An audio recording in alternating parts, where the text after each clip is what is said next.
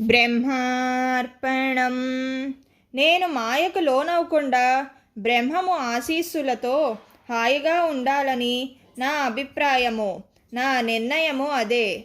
భగవంతుని దయ వలన యథార్థముతో ఉండాలి. మనమందరము ఒకే పరమాత్మలము.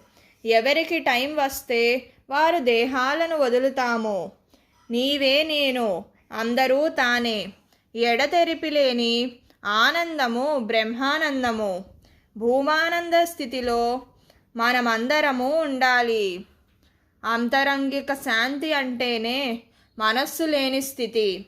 ఆ స్థితిలోనే జ్ఞానులు ఉంటారు. విని వినలేనట్లు, తిని తినలేనట్లు అన్ని ఇంద్రియాలను మార్పు చేసుకోవాలి. జ్ఞానేంద్రియాలు, కర్మేంద్రియాలు మొదలగునవి అన్నీ కూడా చలించేవే కదా. మన లోపల ఉన్నవాడు ఒక్కడే నిజం. నిజంగా ఉండేవాడిని మనము తెలుసుకున్నాము కదా. అందువలనే నిశ్చింత స్వస్వరూపానందం ఉంటున్నాము. బ్రహ్మార్పణం.